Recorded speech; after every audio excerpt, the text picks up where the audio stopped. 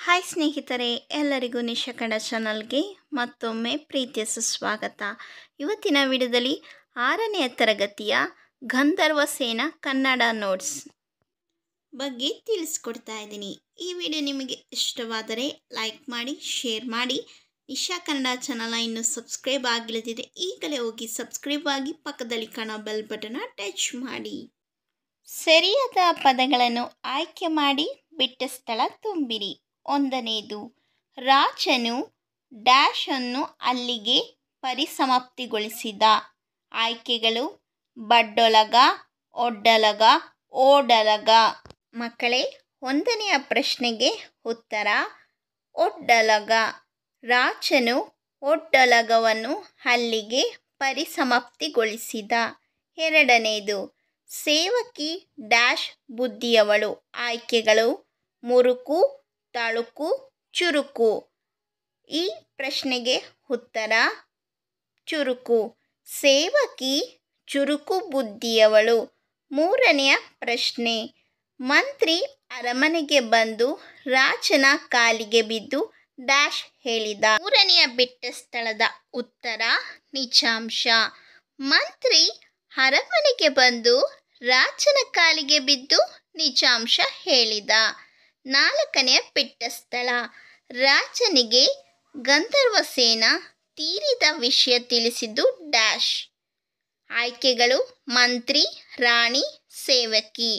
4ನೆಯ ಬಿಟ್ಟ ಸ್ಥಳದ ಉತ್ತರ ಮಂತ್ರಿ.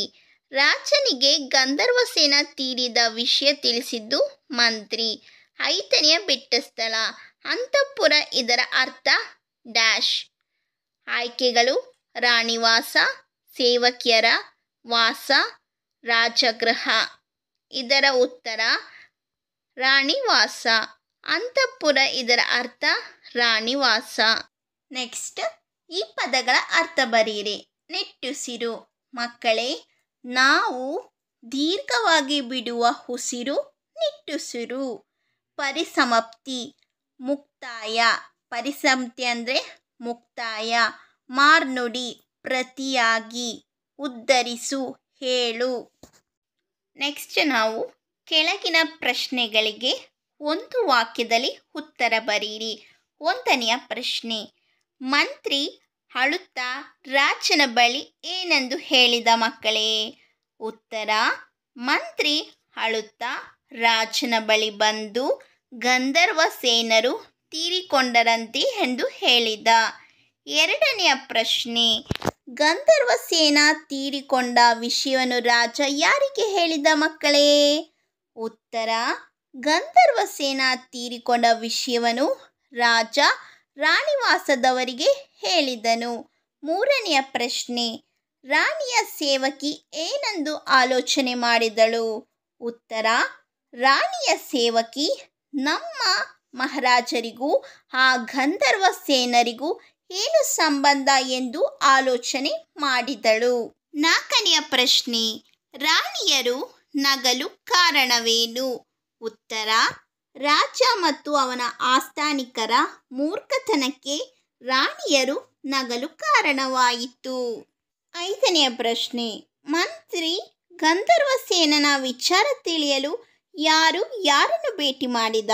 ಉತ್ತರ ಮಂತ್ರಿ ಗಂಧರ್ವಸೇನ ವಿಚಾರ ತಿಳಿಯಲು ಮೊದಲು ಪಡೆಯ ಮುಖ್ಯಸ್ಥನನ್ನು, ನಂತರ ಆತನ ಹೆಂಡತಿಯನ್ನು, ನಂತರ ಮಡಿವಾಳಿಯನ್ನು ಭೇಟಿ ಮಾಡಿದ. ಕೆಳಗಿನ ಪ್ರಶ್ನೆಗೆ 5-6 ವಾಕ್ಯಗಳಲ್ಲಿ ಉತ್ತರಿಸಿ. 1ನೆಯ ಪ್ರಶ್ನೆ, ರಾಜನ ಒಡ್ಡೊಲಗ ನಡೆದ ಪ್ರಸಂಗವನ್ನು ವಿವರಿಸಿರಿ. ಉತ್ತರ ರಾಜನ ಒಡ್ಡೊಲಗದಲ್ಲಿ ನಡೆದ ಪ್ರಸಂಗವೇನೆಂದರೆ, ರಾಜ್ಯದ ಒಡ್ಡೊಲಗ ನಡೆಯುತ್ತಿದ್ದಾಗ ಮಂತ್ರಿ ಗಟ್ಟಿಯಾಗಿ ಅಳುತ್ತಾ ಬಂದು ಸಿಂಹಾಸನವನ್ನು ಚುಂಬಿಸಿ ಭೂಮಿಯನ್ನು ಮುಟ್ಟಿ ನಮಸ್ಕರಿಸಿ ತನ್ನ ನಾಲಿಗೆಯನ್ನು ಉದ್ದ ಮಾಡಿ, ಮಹಾರಾಜರೇ, ಗಂಧರ್ವಸೇನರು ತೀರಿಕೊಂಡರಂತೆ ಎಂದು ಉದ್ಗರಿಸುತ್ತಾ ಮೂರ್ಛೆ ಹೋದ. ರಾಜನು ಒಡ್ಡೊಲಗವನ್ನು ಅಲ್ಲಿಗೆ ಪರಿಸಮಾಪ್ತಿಗೊಳಿಸಿ ಕಣ್ಣೀರು ಸುರಿಸುತ್ತಾ ಗಂಧರ್ವಸೇನರ ಆತ್ಮಶಾಂತಿಗೆ 4 ದಿನಗಳ ಕಾಲ ರಾಜಾದ್ಯಂತ ಎಲ್ಲರೂ ಶೋಕಾಚರಣೆ ಮಾಡಬೇಕೆಂಬುದು ಆಜ್ಞಾಪಿಸಿದನು. ಮಂತ್ರಿಯ ಆರೈಕೆಗೆ ವೈದ್ಯರನ್ನು ಕರೆಸಿ ಉಪಚರಿಸುವಂತೆ ರಾಜ ಭಟ್ಟರಿಗೆ ತಿಳಿಸಿ ಅಂತಃಪುರಕ್ಕೆ ಬಂದು ಅಲ್ಲಿಯೂ ಕರುಳು ಕಿತ್ತು ಬರುವಂತೆ ಅಳತೊಡಗಿದನು. ಸಂದರ್ಭ ಸಹಿತ ವಿವರಿಸಿರಿ. 1ನೆಯ ಪ್ರಶ್ನೆ, ರಾಜ ಅಲ್ಲಿಯೂ ಕರುಳು ಕಿತ್ತು ಬರುವಂತೆ ಅಳತೊಡಗಿದ. ಉತ್ತರ. ಪ್ರಸ್ತಾವನೆ. ಪ್ರಸ್ತುತ ಈ ವಾಕ್ಯವನ್ನು ಜಾನಪದ ಕಥೆಯಿಂದ ಆರಿಸಲಾದ ಗಂಧರ್ವ ಸೇನ ಎಂಬ ಕಥೆಯಿಂದ ಆಯ್ದುಕೊಳ್ಳಲಾಗಿದೆ. ಸಂದರ್ಭ. ಪ್ರಸ್ತುತ ಈ ವಾಕ್ಯವನ್ನು ಕಥೆಯನ್ನು ರಚಿಸಿದ ಕಥೆಗಾರ ರಾಜನ ಬಗ್ಗೆ ಕೇಳುಗರಿಗೆ, ಓದುಗರಿಗೆ, ಮಕ್ಕಳಿಗೆ ಹೇಳುತ್ತಿದ್ದಾರೆ. ವಿವರಣೆ. ಗಂಧರ್ವ ಸೇನ ಸತ್ತನೆಂಬ ವಿಷಯ ತಿಳಿದು ಹಾಗೂ ಮಂತ್ರಿ ಅಳುತ್ತಾ ಮೂರ್ಛೆ ಹೋದದ್ದು ಕಂಡು ರಾಜನು ಕೂಡ ಅಳುತ್ತಾ ರಾಣಿವಾಸದವರಿಗೆ ವಿಷಯ ತಿಳಿಸಿ ಅಲ್ಲಿಯೂ ಕರುಳು ಕಿತ್ತು ಬರುವಂತೆ ಅಳತೊಡಗಿದ. ವಿಶೇಷತೆ. ಭಾಷೆ ಸರಳವಾಗಿದೆ, ಸುಲಭವಾಗಿದೆ. 2ನೆಯ ಪ್ರಶ್ನೆ, ಸ್ವಾಮಿ ಅವನು ಯಾರು, ಏನಾಗಿದ್ದರು ಎಂದು ನನಗೆ ತಿಳಿಯದು. ಉತ್ತರ. ಪ್ರಸ್ತಾವನೆ. ಪ್ರಸ್ತುತ ಈ ವಾಕ್ಯವನ್ನು ಜಾನಪದ ಕಥೆಯಿಂದ ಆರಿಸಲಾದ ಗಂಧರ್ವ ಸೇನ ಎಂಬ ಕಥೆಯಿಂದ ಆಯ್ದುಕೊಳ್ಳಲಾಗಿದೆ. ಸಂದರ್ಭ. ಈ ವಾಕ್ಯವನ್ನು ಪಡೆಯುವ ಮುಖ್ಯಸ್ಥ ಮಂತ್ರಿಗೆ ಗಂಧರ್ವ ಸೇನನ ಬಗ್ಗೆ ಹೇಳುತ್ತಾ ಈ ವಾಕ್ಯವನ್ನು ಹೇಳಿದ್ದಾನೆ. ವಿವರಣೆ. ಗಂಧರ್ವ ಸೇನ ಯಾರು ಎಂಬುದು ತನಗೇನು ತಿಳಿದಿಲ್ಲವೆಂದು, ಅವರು ಏನಾಗಿದ್ದರು ಎಂದು ಕೂಡ ತನಗೆ ಗೊತ್ತಿಲ್ಲ ಎಂಬ ಬಗ್ಗೆ ಮಂತ್ರಿಯವರಿಗೆ ತಿಳಿಸಿದನು. ತನ್ನ ಹೆಂಡತಿ ಹೇಳಿದ ವಿಷಯವನ್ನು ತಮಗೆ ತಿಳಿದಿರಲೆಂದು ಹೇಳಿದ ಎಂಬುದಾಗಿ ಹೇಳುತ್ತಾನೆ. ವಿಶೇಷತೆ. ಪಡೆಯ ಮುಖ್ಯಸ್ಥನ ಮೂರ್ಖತನ ಇಲ್ಲಿ ತಿಳಿದು ಬಂದಿದೆ. 3ನೆಯ ಪ್ರಶ್ನೆ, ನಿನ್ನೆ ರಾತ್ರಿ ಕಣ್ಣು ಮುಚ್ಚಿಕೊಂಡ್ಬಿಟ್ಟ. ಉತ್ತರ. ಪ್ರಸ್ತಾವನೆ.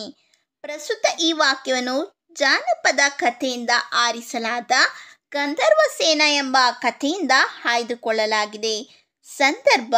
ಈ ವಾಕ್ಯವನ್ನು ಮಡಿವಾಳಿ ಗಂಧರ್ವ ಸೇನ ಎಂಬ ತನ್ನ ಕತ್ತೆಯು ಇಂದಿನ ರಾತ್ರಿ ತೀರಿಕೊಂಡ ಬಗ್ಗೆ ಮಂತ್ರಿ ಪಡೆಯ ಮುಖ್ಯಸ್ಥ ಹಾಗೂ ಆತನ ಹೆಂಡತಿಗೆ ಹೇಳಿದಳು. ವಿವರಣೆ. ಗಂಧರ್ವ ಸೇನ ಎಂಬ ಮಡಿವಾಳಿ ತನ್ನ ಕತ್ತೆಗೆ ಇಟ್ಟ ಪ್ರೀತಿಯ ಹೆಸರು. ಅದು ಹಿಂದಿನ ದಿನ ಸತ್ತು ಹೋದ ಕಾರಣ ಮಗನಂತೆ ಸಾಕಿದ್ದ ಅದನ್ನು ಕಳೆದುಕೊಂಡು ದುಃಖಪಡುತ್ತಾ ಹಿಂದಿನ ದಿನ ರಾತ್ರಿ ಅದು ಸತ್ತು ಹೋಯಿತೆಂದು ಅಳುತ್ತಾ ತಿಳಿಸಿದಳು.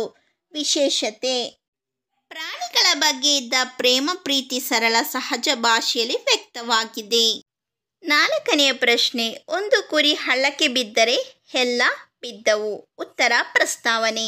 ಪ್ರಸ್ತುತ ಈ ವಾಕ್ಯವನ್ನು ಜಾನಪದ ಕಥೆಯಿಂದ ಆರಿಸಲಾದ ಗಂಧರ್ವ ಸೇನ ಎಂಬ ಕಥೆಯಿಂದ ಆಯ್ದುಕೊಳ್ಳಲಾಗಿದೆ.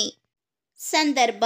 ಈ ವಾಕ್ಯವನ್ನು ಕಥೆಯ ಸಂಕಲನಗಾರರು ರಾಜ ಮತ್ತು ಆತನ ಆಸ್ಥಾನಿಕರ ಮೂರ್ಖತನದ ಬಗ್ಗೆ ಬರೆಯುತ್ತಾ ಗಂಧರ್ವ ಸೇನ ಬಗ್ಗೆ ನಿಜಾಂಶ ತಿಳಿದಾಗ ರಾಣಿವಾಸದಲ್ಲಿ ಉಂಟಾದ ನಗುವನ್ನು ಕಂಡು ಬರೆದಿದ್ದಾರೆ.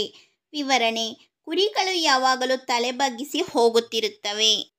ಮುಂದೆ ಹೋಗುವ ಕುರಿ ಹೇಗೆ ಸಾಗುವುದೋ ಅದನ್ನೇ ಎತ್ತರ ಕುರಿಗಳು ಹಿಂಬಾಲಿಸುವವು. ಮೂರ್ಖತನಕ್ಕೆ ಉದಾಹರಣೆಯಾಗಿದೆ ಈ ಗಾದೆಯನ್ನು ಇಲ್ಲಿ ವಿವರಿಸಲಾಗಿದೆ. ವಿಶೇಷತೆ. ಹಾಸ್ಯಾಸ್ಪದವಾದ ಗಾದೆ ಮಾತು ಇದಾಗಿದೆ.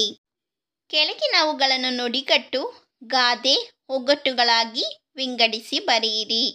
ಈಗ ಫಸ್ಟ್ನೇದಾಗಿ ನುಡಿಗಟ್ಟು. ಈಗ ನಾವು ನುಡಿಗಟ್ಟುಗಳು.